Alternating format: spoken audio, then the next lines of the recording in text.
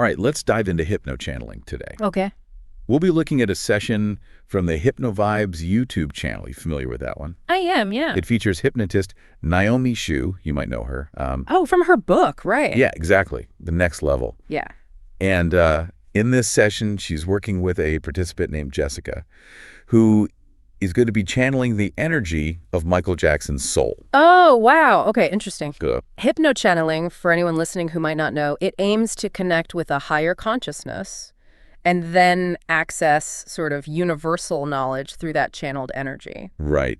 And it gets pretty wild. So yeah, I'm sure. We're going to see what comes out of this session. Okay. So the first question that Naomi poses is something that I think has been on a lot of people's minds, and that is, why did Michael Jackson leave, quote unquote, early? Oh, I see. So jumping right into it, huh? Yeah, right into it. And so there's been a lot of speculation about that, so I'm curious to see what this channeled energy has to say. Right. It'll be interesting to hear this perspective. So the channeled energy, claiming to be Michael Jackson's soul, reveals that he just felt like he had nothing more to do here. Okay. It was his time, plain and simple. Huh. Wow, that's a really straightforward answer. It is, right. And it kind of goes against, I think, what a lot of people might assume. Yeah. That death is always this big tragedy. Yeah. But this is suggesting that it could just be a natural, conclusion to a soul's journey. Right, like maybe there's not always something more to it. Yeah. Okay, well, I have to ask then, is there more to it in this case? I mean, what else does the session say about Michael Jackson's purpose, while he was alive? So the channeled energy goes on to explain that his purpose was to experience that really intense scrutiny from the world, that he was under, and learn how to react to it. I mean, that makes sense. He was definitely in the public eye like almost no one else. Exactly, and it suggests almost a level of self-awareness, on his part, maybe we didn't think about before. Right.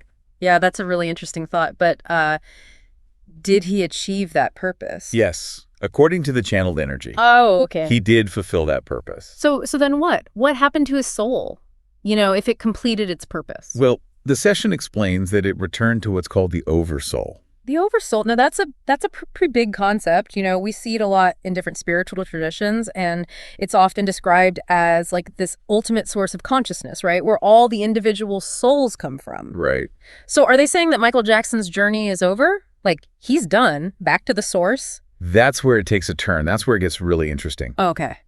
The channeled energy reveals that Michael Jackson, or at least parts of his soul, have other simultaneous lives that are happening right now on Earth. Hold on, wait. Simultaneous lives, multiple versions of him living in different timelines. What does that even mean? Yeah, multiple versions living their own lives, maybe even in different timelines. And according to the session, these different versions, they're completely unaware of each other. Huh. This is really reframing the way we think about reincarnation, isn't it? It's not just a linear thing. Right. It's this parallel existence. It's happening all at the same time. Yeah, it makes you think about those ideas of past lives, right? And how they influence us in the present. Right, yeah. But now, it's not just influence. It's these versions of ourselves are actually living and experiencing alongside us, just in different realities. So it's less about past lives and more about parallel lives. Yeah, it's mind-blowing. It really is. It makes you wonder what we could learn from those other versions if we could connect with them.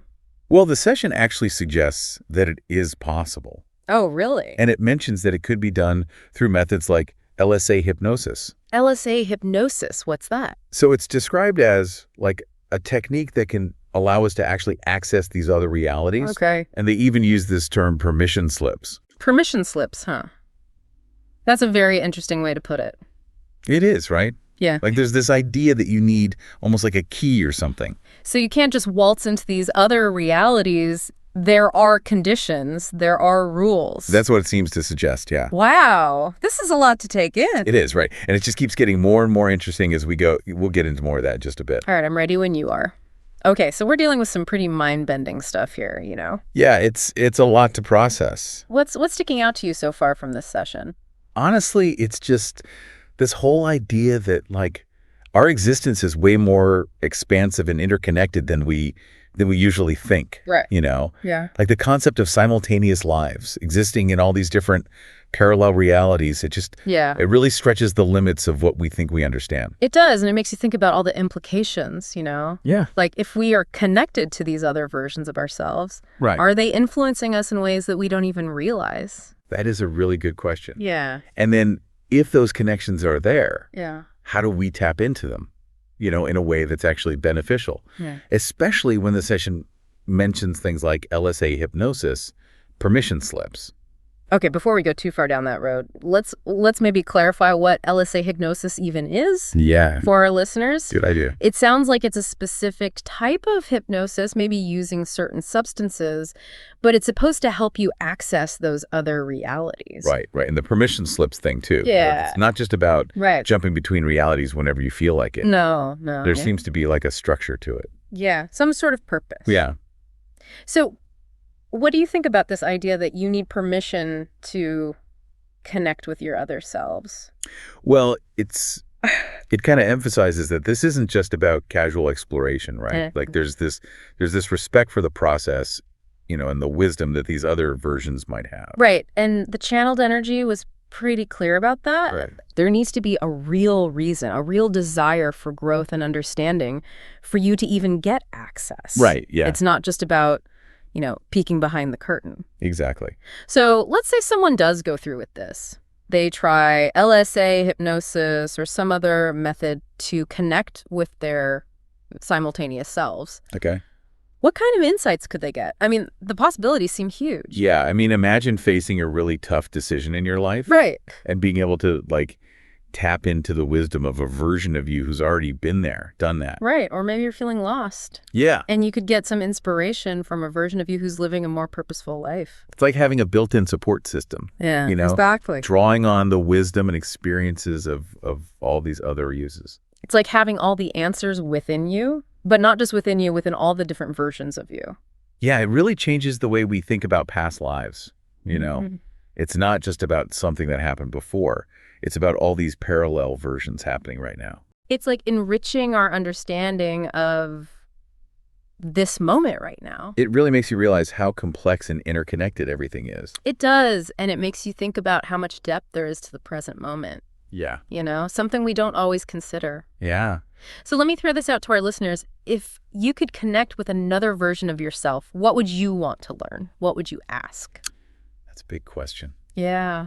Really makes you think about all the potential we have, and maybe the possibilities beyond what we can even see right now. Wow, this deep dive into hypno-channeling and simultaneous lives, it's really challenged how we think about identity and reality. It has. It's definitely pushed some boundaries, but even with all these mind-bending ideas, right, we've also come across some really cool possibilities for personal growth, for self-discovery. That's what I keep coming back to. It's our experiences aren't just limited to this one lifetime, this one version of us. There's this whole other dimension of our being out there, just waiting to be explored. It's like realizing the universe is even bigger than we thought, more interconnected. Yeah. And we're all a part of it. It's humbling, isn't it? It is. It reminds us that there's always more to learn, more to discover, not just about the world, but about ourselves. It's interesting how the session kept talking about those permission slips. Yeah, the permission slips. There needs to be a reason. Right. A real person. It's not just about curiosity or, some kind of cosmic tourism. Right. Yeah. It's about seeking something deeper. So for someone listening who's okay, I'm intrigued, I want to explore this more. Yeah. What advice would you give them? I'd say, first of all, approach it with an open mind. Okay. But also a little bit of healthy skepticism. Yeah. Do your research, find reputable practitioners. Especially with things like LSA hypnosis. Exactly. And most importantly, trust your gut. Your intuition. Yeah. Good advice. And it's easy to get caught up in all the excitement. Oh, yeah. So it's important to stay grounded. Stay grounded for sure. And, I'd also recommend a little introspection. Oh. Ask yourself, what do you hope to gain from this? What questions are you trying to answer? Right. What are you looking for? Exactly. It's like setting an intention. Yeah, like a roadmap. And remember, it's okay if you don't have all the answers right now. Right. Self-discovery, it's a journey. It's a process. Yeah, and every step we take brings us closer to understanding ourselves. And our place in the universe. Exactly. This has been a wild ride exploring hypno-channeling simultaneous lives. It has. Mind-blowing stuff, and I hope our listeners found it thought-provoking. Yeah, it's been fascinating, and I encourage everyone to keep exploring, keep questioning. Keep diving deep. Yeah, into the mysteries of the universe, and most importantly, themselves. Until next time, keep those minds open and keep exploring those infinite possibilities. Person known as Michael Jackson, and he passed away also at young age. And the death is a little bit something that people talk about it, and we're not sure the true reason. So if we can know more about this soul, the journey of the soul and the purpose, the appropriate energy, I'm inviting either the soul's energy or the higher self. And when I count to 3, this energy will be here, and we're honored for you to be here. 1 and 2 and 3. Hello. Yes. Who I'm speaking with? Part of his soul. Part of. So if you can let us know what is the reason that he left early. Because he felt like there was nothing else he could have done. It was his time to leave. I see. But some people believe that he did Killed not. himself. No, he did not even die. That's just something. It was his time to leave. His soul felt like it was his time to leave. And so what is the purpose of this life for him? He wanted to experience to be scrutinized by people around him. See how he could react to that. And did he achieve what he wanted? He did, because he experienced a life of that. And how he's doing now? As Spirit. a part of his soul already went back to the oversoul. What do we do there? Exist and just be. I see. So he's not coming back to Earth? He has other simultaneous lives on Earth. So in a sense, coming back is not necessary when they're already here. And so he has other parts of him. Yes. But as a very different person, doing very different things. Yes, but learning similar lessons. I see. Is this something that happens to everyone? No, it's what the soul wants to experience. I get it. And they don't know each other. They're not aware of it. So let's say when Michael Jackson was here and the other part of him, that person would not know. They're in a different timeline. I see. But let's say the two are both on Earth. More than 2, yes. Both on Earth in different time frames. So let's say one is in the modern time, or the other one can be in the older. Yes. I see. That's something that we do understand, but it's almost the first time I heard. Well, when you say a past life is affecting you, it's just saying a simultaneous life is affecting you.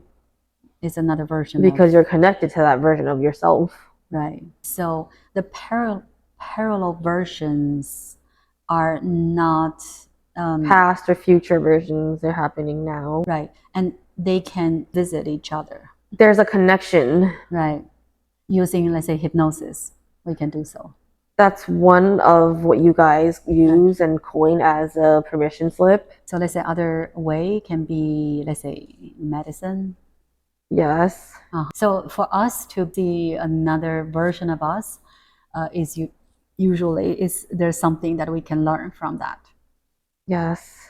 If there's nothing to learn from that, then we'll not be able to. It's not necessary to be revealed. Right. It doesn't serve any purpose. Has to be some that the other version will impact this life. I see. Very well. And I appreciate this information, and we learn a lot from this. I'll let you go.